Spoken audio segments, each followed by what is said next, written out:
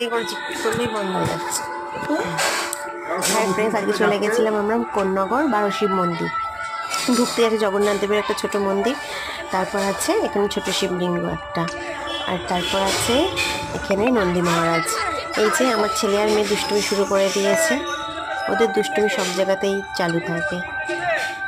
আর জায়গাটা খুবই সুন্দর, পরিষ্কার পরিচ্ছন্ন, কোথাও একটু নোংরা দেখা যাবে না। আর একটু এগিয়েই আছে গঙ্গার ঘাট।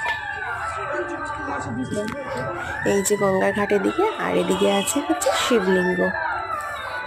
পরপর 6টা শিব মন্দির, এদিকে পরপর 6টা মন্দির আছে। ওম নমঃ শিবায়। আর তোমরা কিন্তু কমেন্টসে লিখবে হর হর মহাদেব। আর এই যে গঙ্গার ঘাট, এদিকে বসার জায়গা আছে, এখানে বাচ্চারা খেলাধুলা করে। খুব সুন্দর জায়গা, দেখলে মন প্রাণ জুড়িয়ে যায়। খুব পরিষ্কার পরিচ্ছন্ন, দেখলে খুবই ভালো লাগবে। এই যে গঙ্গার ঘাট, সবাই বসে আছে বিকালে। গিয়ে তো আসতে ইচ্ছা করে না, মনে হচ্ছে বসেই থাকি, মন খুব ভালো হয়ে যায়। এই যে খুব সুন্দর জায়গা, তোমরা চলে আসতেই পারো, কাছেই আছে কোন্নগর। আর এটা পুরো জিটি রোডের সামনে, একদম জিটি রোডের সামনে, কোথাও গড়িতে যেতে একদম জিটি রোডের সামনে। আর এই যে ওইদিকে দেখলাম 6টা শিব মন্দির পরপর, আর এদিকে 6টা শিব মন্দির। আর হ্যাঁ, আরেকবার বলছি, কমেন্টসে কিন্তু তোমরা হর হর মহাদেব লিখবে। ওম নমঃ শিবায়।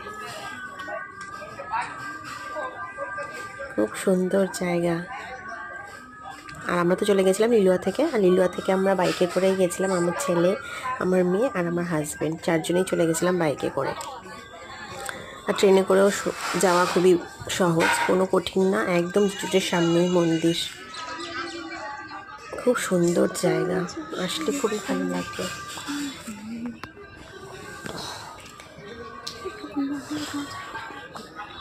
খুব সুন্দর জায়গা, খুব সুন্দর। বিকেলবেলার দিকে তো খুবই ভালো লাগে, সুন্দর হাওয়া দেয় গঙ্গা পাড়ে, খুব ভালো লাগে। ওম নমঃ শিবায়। খুব সুন্দর।